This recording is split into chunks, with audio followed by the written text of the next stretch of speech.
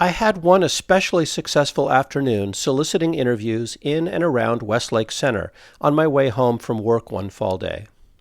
Among the 4 conversations I taped that day, 2 were professional salesmen, Niall and Shep, and they each had well-developed philosophies about the attitude they bring to their sales game. We'll hear from Niall today, and Shep on a later date. The first 5 or 6 minutes here is a deep look into Niall's brain, but I don't feel like we settled onto a clear path until I paraphrased his beliefs about 6 minutes in. Niall has thought about this a lot, but I found it interesting that he didn't have a way to confirm the efficacy of his techniques, other than his perception that it's what works for him. I really enjoyed this chat and Niall's willingness to engage. My name is Nick, and this is Conversations on the Coast. Good afternoon. What's up, man? How are you? All right. Would you be interested in doing a short interview? What is it for? So I do a podcast called Conversations on the Coast, Okay. and what I do is I talk to people about something they believe, Okay. and then we talk about kind of the justifications that they use for that belief and whether they use good methods to figure out what's true. So what's on topic for that source today? It is anything that you want to talk about. Is there anything that's been rolling in conversation that's been of interest? Well, I'll tell you, the only thing that I'm not particularly interested in is the whole thing about we should treat people well. Because that's kind of obvious, and a lot of people in Seattle say that. A lot of people believe that, right? So, come talk to me early April or March when it's raining. Yeah. Sick of winter. Yeah, definitely. Cool. So, I'd be interested. So what's your name? My name's Nick. My name's Naya. Naya? Yeah. Good. Nice Good to meet you. Sorry, man. I'm taking care of this. Yeah. I apologize. No, that's fine. Cool. Bad etiquette. But yes, go ahead. Sorry. Yeah. So what's something that you believe that you think other people should also believe? Well, I don't know. What have you been hearing in the through the airways? I mean, that's of interest. I've heard everything from, like fire under your ass or something. Or? I've heard everything from religious beliefs to, I just talked to a guy today who said he believes the Pledge of Allegiance is basically the main thing you need to learn, and it's like the foundation of all knowledge.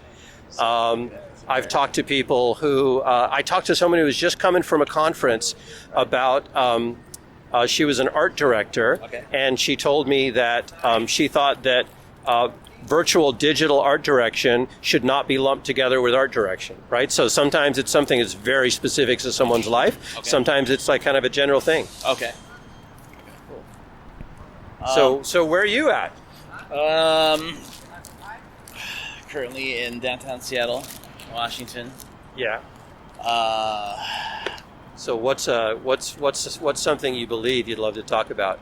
Believe-wise, I mean, it's something there's a lot of things I believe in as far as, studying in nature and understanding. I think it's more of a, I guess one thing that would be a kind of a perplexing or mind-boggling thought and process. I mean, we all know how perception can mislead in conversation, but also understandings as far as events go. There's how they say there's 2 sides to every story or 3 sides to every story. There's your story, there's your side, their side, and then the truth, right? Yeah. Well, exactly. No different from the perception as far as beliefs, as understanding of where somebody might see their point of view or angle as far as the events that occur at a certain place, time, and moment. Yeah. Right. But also that difference of perception can change if you're 10 feet away or 12 feet away or maybe halfway involved in another conversation when something takes place. Yeah. Or even in the fact that your mindset or state of mind could also be an influence to the current perception on a given intake or environment or situation that might be something of an important matter or value. Yeah. Right? So the biasness behind our daily interactions and just standard moments is very interesting as far as the influx goes, and the variations of understanding is that some people I've noticed can't separate their daily notions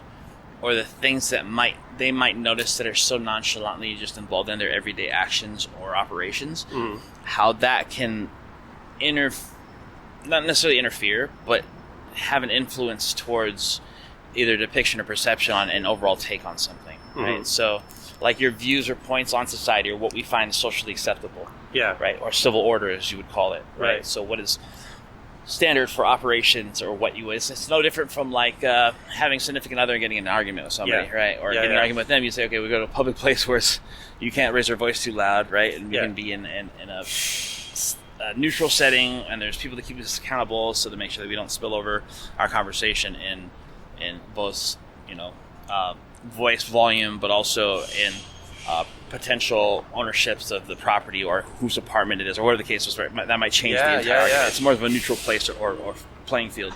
I feel like the understandings in this world as far as that civil obedience or that archetype that's going on needs to be, the threshold needs to get pushed, I think, a little bit more as far as understanding. Okay. We've been really good as far as vocal goes with like upsets, things that we're pissed off about. I mean, writing, talking about Palestine and Israel, and then and the freedom of speech aspect being exercised. I think there's still more issues at hand that need to be executed, and a lot more, I think, on the table as far as just healing as a society goes that need to be poured out more. When we went through COVID, I can't even. I've never seen anything in my life like that time. Yeah. We're already known for kind of being a passive aggressive state, right? Okay. That the 50 Shades of Grey, it's raining in Washington all the fucking time, blah blah blah. Yeah. Right. And the expressions, and as far as us being expressive, especially when it rains out here, some people call it like the Seattle freeze, right? Because we're not sometimes the friendliest people when it comes to like us getting our coffee in the morning when it's fucking. Absolutely. We've been through 3-4 months of just 60-degree mornings or 30-degree mornings, and it's you got to scrape your windshield every freaking morning, whatever the case. Anyways, so let me reflect some of this back to you and just catch up. Yes. Because I've heard several things. Yes. One of the things I heard is that the situation you're in colors the way you perceive things and might influence what you see as the truth, whether or not it is the truth. Right. Is that right? But not necessarily that, but the perception and understanding as far as what's being portrayed or how it's being put into place or order, right? Yeah. So what importance does that have to you? Because you make that concrete for me, of like how it would manifest in your life. That people can put a play on words. You can. You ever been in an argument with somebody that's like? I mean, I'm pretty good at it too, right? Yeah. But you can position words or have a statement say in a certain place or moment Yeah. where you can make it sound like you are, no matter what, in the right? Yeah. But it's also a neutral tone and selection on how you're presenting that argument to make it not seem tacky and it's still tasteful. Sure. Right? So that kind of deemed argument, I feel like it's always been my approachability in certain things and arguments and the statements being said, right? Yeah.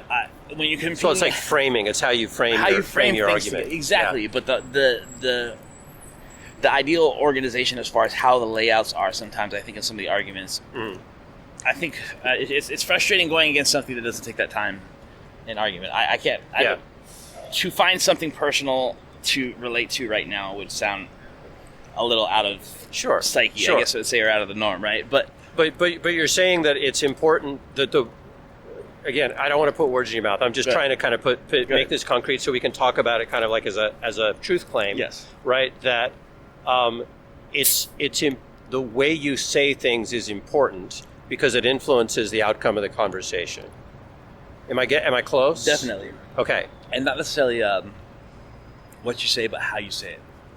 Okay. Right. So yeah. What's the possible impact if you say something a different way, or is it possible to say something the wrong way? It's huge. It can be the make or break in a conversation, or even the tastefulness of somebody, you even liking a person or finding them of interest in any point of view on a positive note or something. Mm-hmm. I've noticed a lot of people, we get comfortable in our normal dictation of how we converse. Yeah. We don't hear our bias sometimes. Right.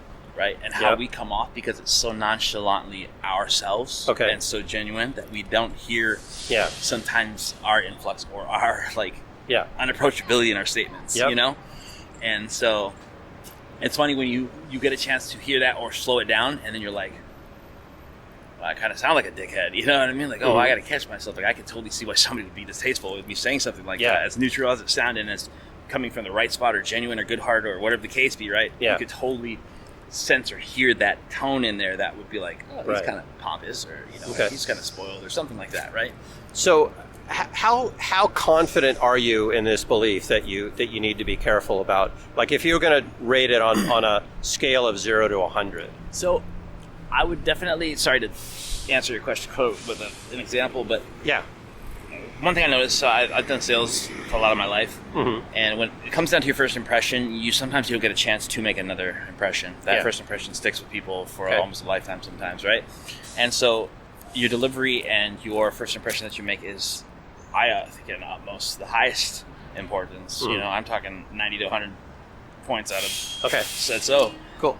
On how you present that first couple steps or a few seconds of the interaction, the 15, 30 seconds. I mean, I think you would, being a man of your stature, you could probably tell in the first 30 seconds of a conversation with somebody whether you're going to talk with them, get to know them, you could do business with them, trust them or not. Like you've probably dealt with people hands-on enough, well enough to know from that point in time. So sometimes, but sometimes it's hard. Sometimes it's hard to tell, right? But would you consider yourself more like you're an outgoing extrovert, kind of friendly type, but more of like an inquisitive, intrusive sort of like? I would call myself more of an introvert. Right. Like, this is putting myself out of my comfort zone for me. Okay. It's something I love to do. But when you do get in that zone, are you more curious in the sense of questionability and asking questions or more of just expounding your knowledge and adding to your book of understanding? No, I'm definitely about asking people questions. And, okay. Yeah, so it can come off almost like naive, or like you just, because you're. It's not a bad feature at all. Yeah, that's cool. Cool. That's so, in this claim where you're 90 to 100% confident in this.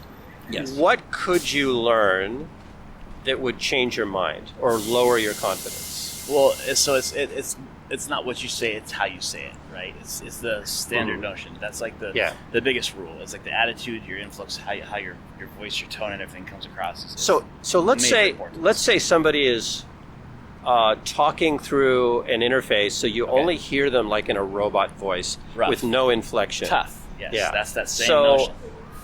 So, do you think that? How do you think that it? Like, how does that compare with somebody who's really carefully? The light rail is a very good example. Okay. So the light rail has changed tones, and you can hear it sometimes. Yeah. Right, when it changes their programming or their remote. Right. Okay. And if you listen to it, you can pick up the slightest bits of certain people's personalities. Mm-hmm. If you were to listen to them talk in the regular, you can almost see them. Right. Okay. And so, the part that I speak about not understanding that you might sometimes hold a bias in your understanding of how you deliver something because you're so comfortable in how you speak and deliver yourself, right? That you might not notice that sort of that wrong rub. Right? That brings up another question. Like, is it possible for two people to say something the same way and be perceived differently? Yeah, absolutely. Okay. Absolutely. Is it possible that somebody could hear something in several different ways and still react the same to it? I think so. You have to give me an example on that one. Are you thinking? Well, what I'm trying to do is kind of come up with like alternatives to your model and see, are there things that would kind of cast doubt on your model? Like, is it clearly the situations that you've been through, like for sales and things like that, right? You've noticed this pattern, but the question is that true in all cases? Or like, is there something that you could witness, like somebody hearing something with totally different inflections, totally different attitudes, and yet they react the same to it? Would that reduce your confidence in the I don't think it's the confidence aspect. I think it's more so the delivery. So in the car business, is a saying that goes, there's an ass for every seat.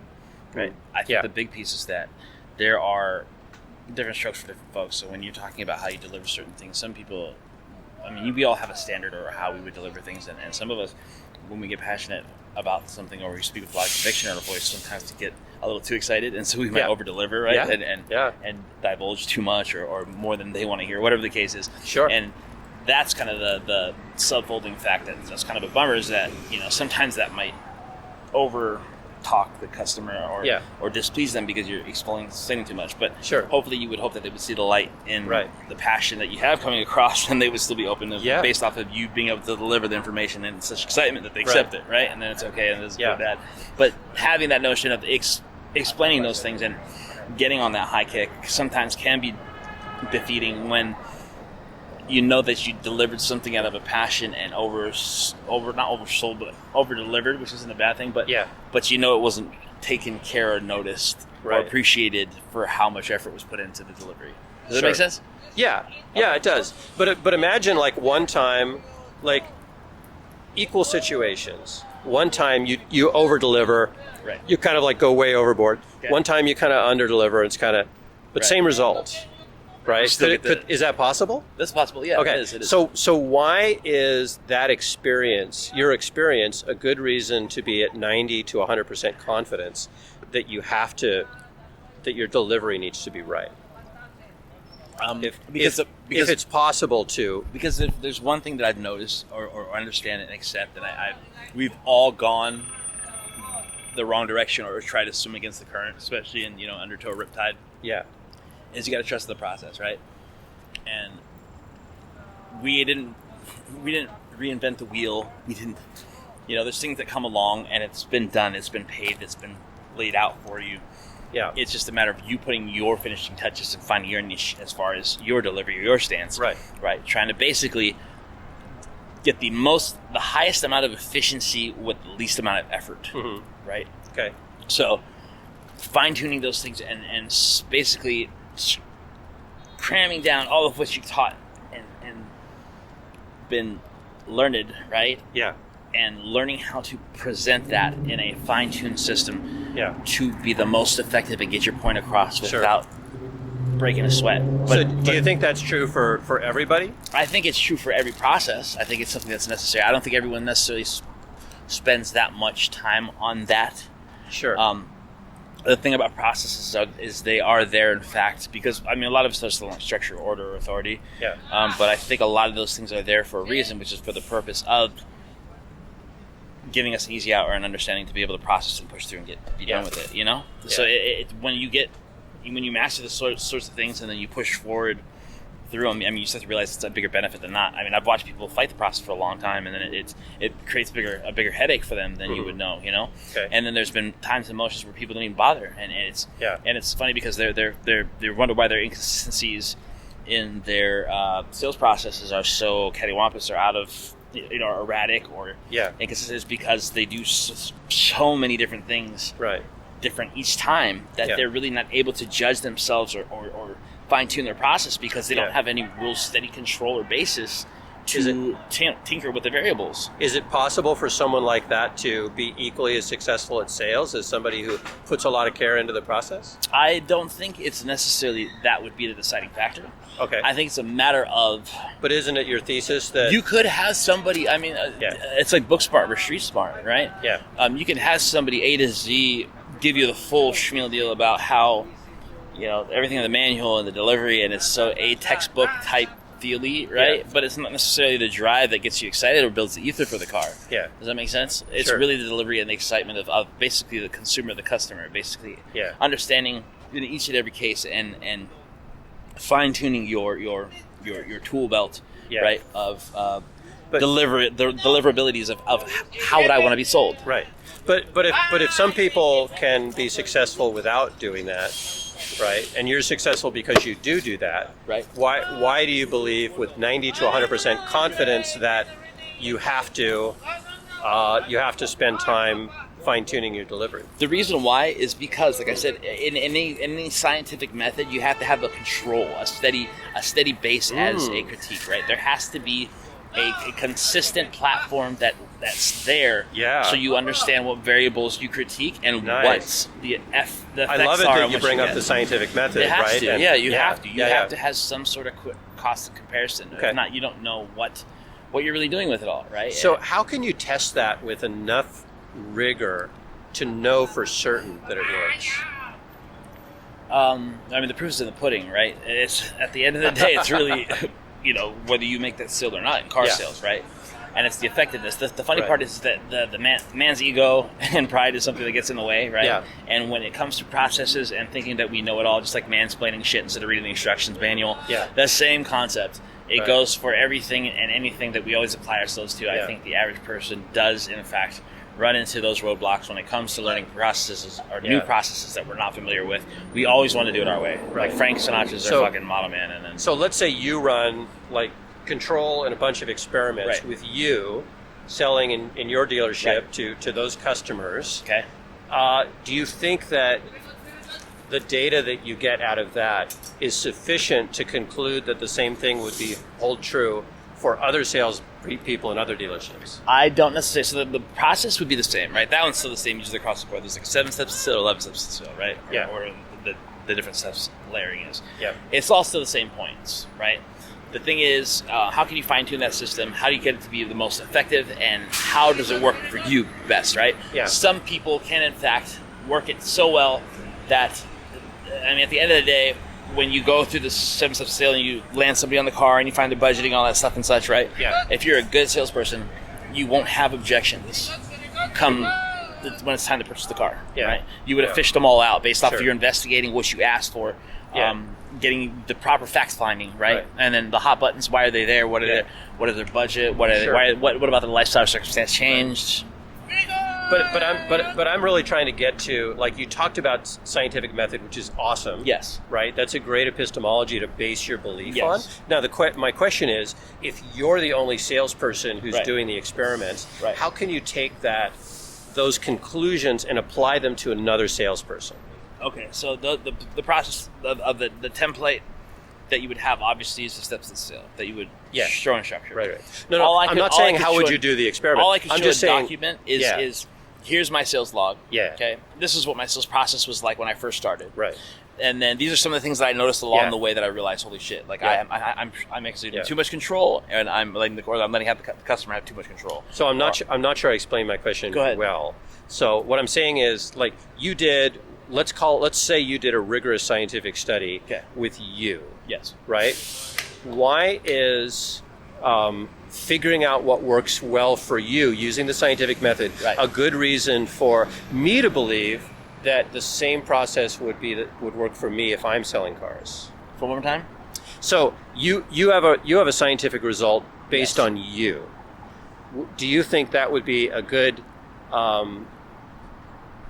Do you think that would be good enough evidence for me to believe that I should follow the same advice? Not necessarily in that sense or manner, because you're going to have to do it to what you feel is better for you and what you think is going to fit your way or means of manner.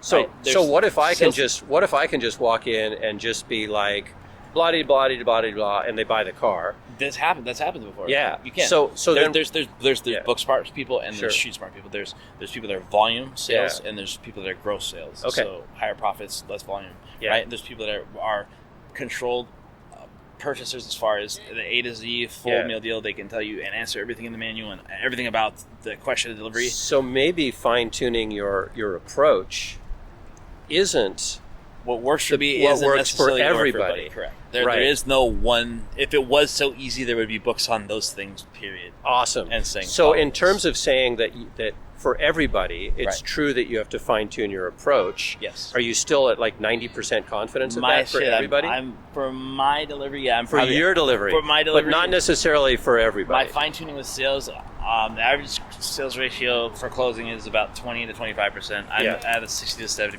closing ratio, which is where I was when I last left.